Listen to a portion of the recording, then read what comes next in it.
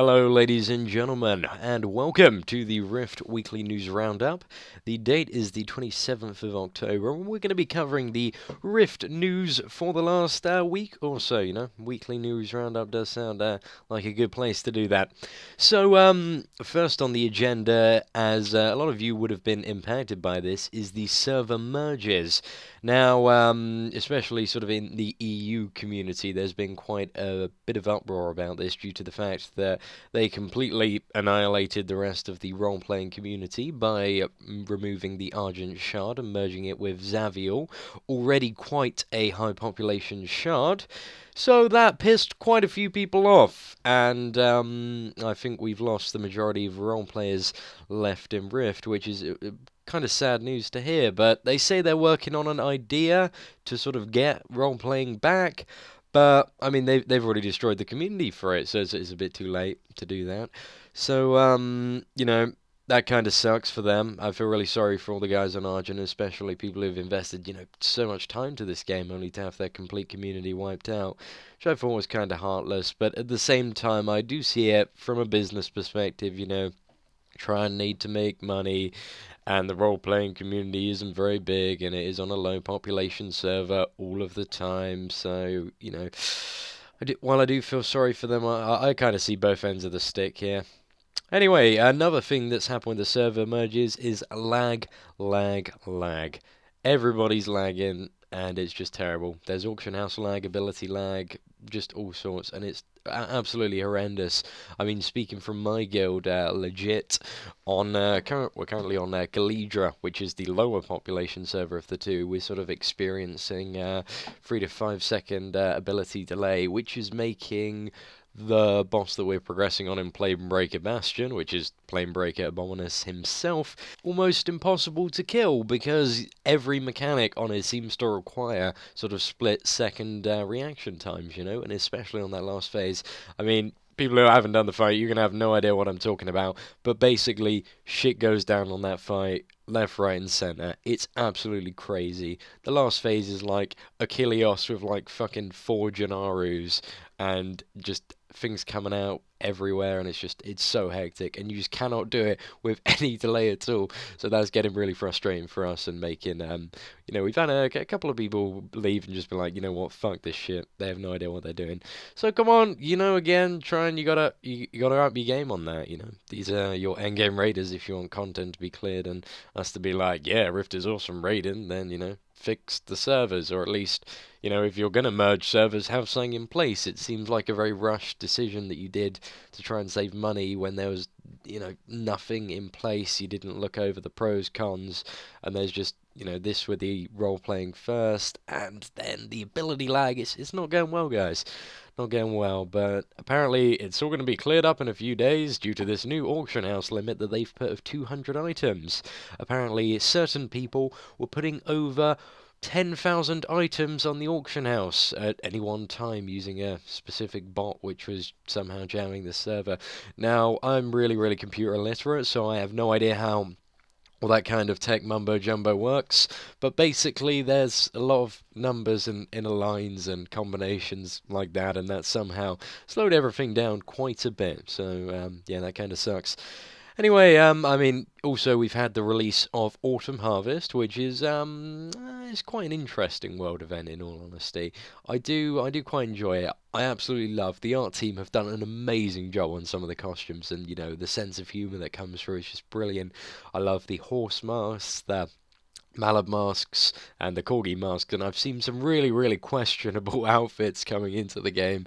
I'm sure anybody out there that's a brony, there's going to be even though the role-playing community on Argent has gone, there'll probably be some sort of a new role-playing community, which would, mainly contain quite a few hardcore bronies. So that might be a good thing, might be a bad thing. Well, whatever. So moving on, finally a bit more about the Autumn Harvest. I mean, a lot of people have had a few worries about it because it kind of is. If you open the cash shop at the moment, there's just like so much stuff relating to Autumn Harvest that's kind of like, oh, in your face, spend credits, buy this, buy this. I mean, I know you can earn plat in game, but it just seems like They are just kind of like, yeah, it's a world event. We made all this cool stuff. Buy it, buy it, buy it. Which, I kind of do understand, but it's, I don't know, it just kind of takes the fun out of the world event when you can buy everything, really. That's just my personal perspective.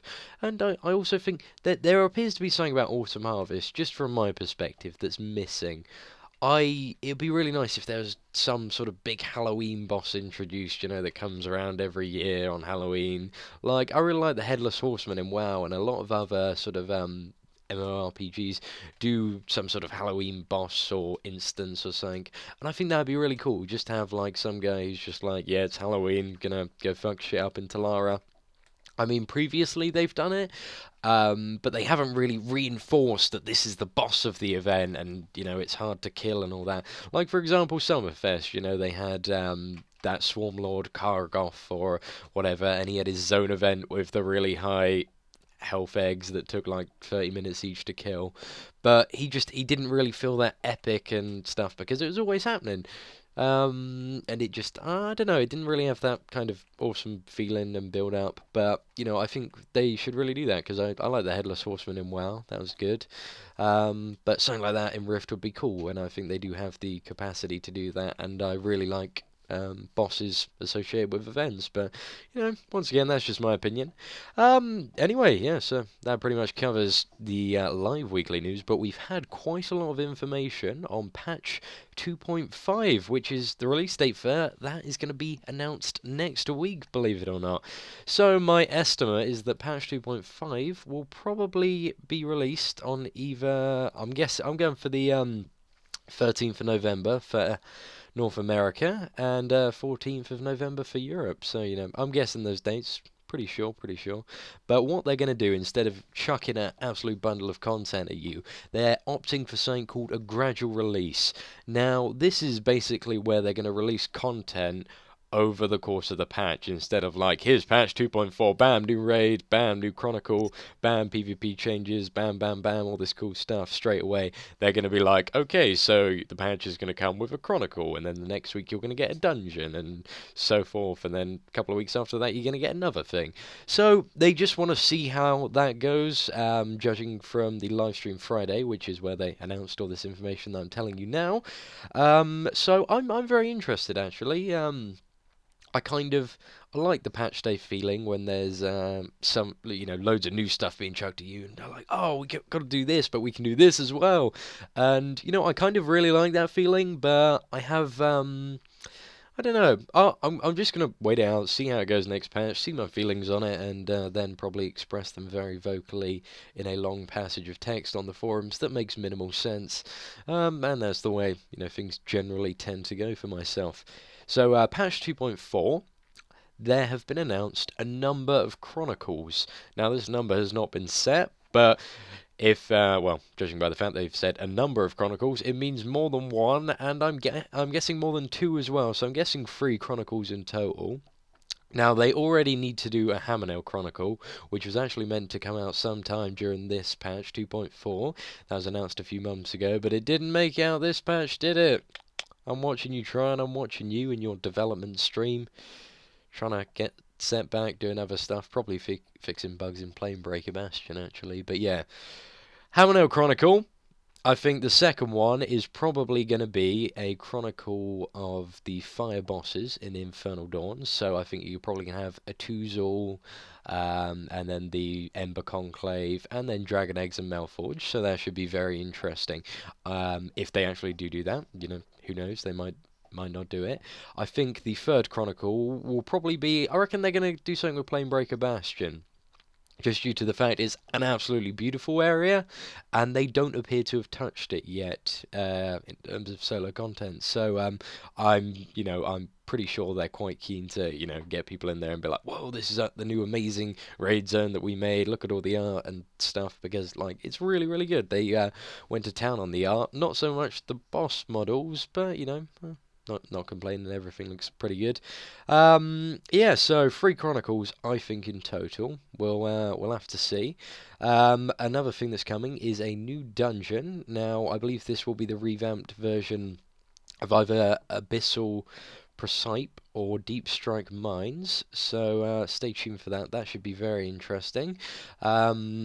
And then we've got a new Tier 1 sliver that's coming. Now, apparently it's going to be a Drowned Hall sliver, which, if any of you remember, was actually a 10-man raid released in Vanilla or Chocolate Rift, depending on what you like to call it. And it's probably known as the easiest 10-man, so they're making it a T1 raid, which is probably quite a good idea. It gives more options for guilds to, gear up and get into Tier 2 raiding, which is where most of the sort of the fun is at the moment. But hopefully they'll do a quite good job with it. I mean, Drowned Halls was really fun instance. I enjoyed it, although it was short, and it seemed like quite a cool thing to come back. But we don't know if the bosses are going to be the same or different, so we're just going to have to wait and see on that one. For the PvPers, Conquest Steps of Infinity, or Steeps of Infinity, depending on what you want to call it. I think it's called Steeps of Infinity, so we'll go with that. So Conquest Steeps of Infinity is coming, which sort of takes place between the two forts at the bottom of the map. And it's all about sort of, at the moment, everything is very up in the air with it. There's been a couple of public tests, but I don't think there's been sort of anywhere near the number that you're going to get on live. So it's going to be very difficult to see how it pans out, PTS compared to live.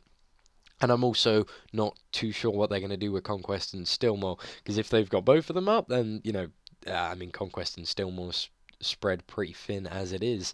So, in all honesty, just get rid of Conquest Stillmore and just do a good job with Steeps, hopefully. Or Steps, whatever you call it.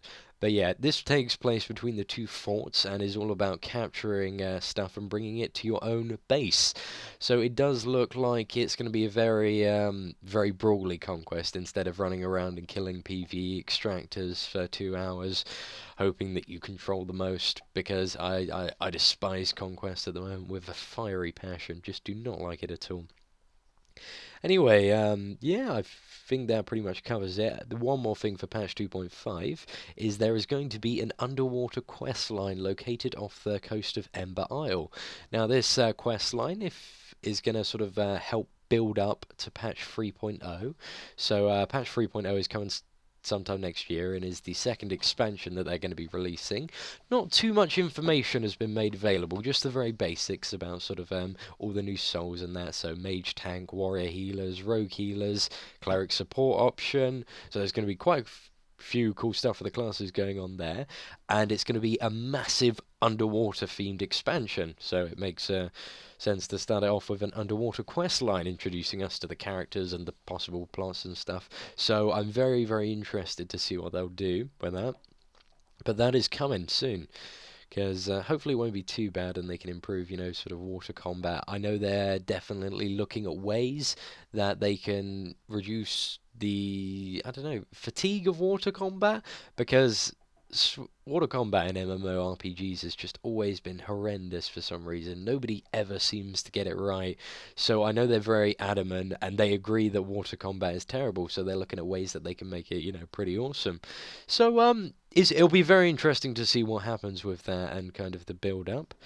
Looking beyond that, a bit more information. Sometime in the near future, possibly patch 2.6, for all you sort of vanity and artifact collectors, there are new artifacts going to be coming out called unstable artifacts.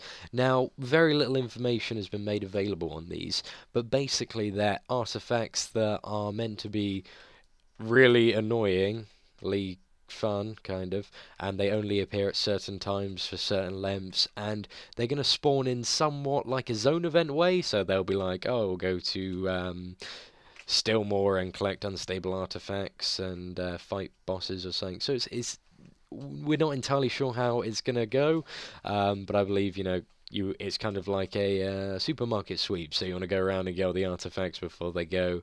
And there's going to be over 1,200 of these individual artifacts and 150 new collections. So those are sets, and with every collection that you hand in, you'll get a token, and with 23 of these tokens, you can buy a planar squirrel mount, which will basically, it's like these new squirrel mounts that have been introduced into the game, but hopefully looks a lot cooler. They got one for life, death, fire, air, earth, and I'm missing one element, water. So yeah, it's going to be very interesting. I absolutely love the squirrel mounts. They kind of, the more I look at them, the more creepy they become because they kind of look like something out of Sylvanian families. I don't know if like everybody watching this video has ever seen Sylvanian families or done it, but throw a quick Google search and type in Sylvanian families, and yeah, they're pretty creepy because my sister always had them while we were growing up, and they scared the shit out of me.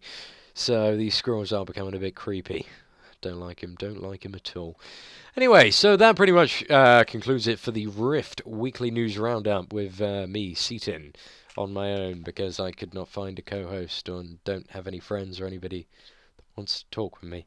But yeah, guys, thanks for listening, and yeah, we'll see you next week. This is kind of the first episode of this, so I'm just rolling it out.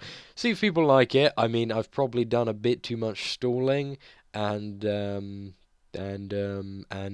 yeah, so I've done probably quite a bit of them. So yeah, I mean, if you have any feedback at all, leave it in the comments below.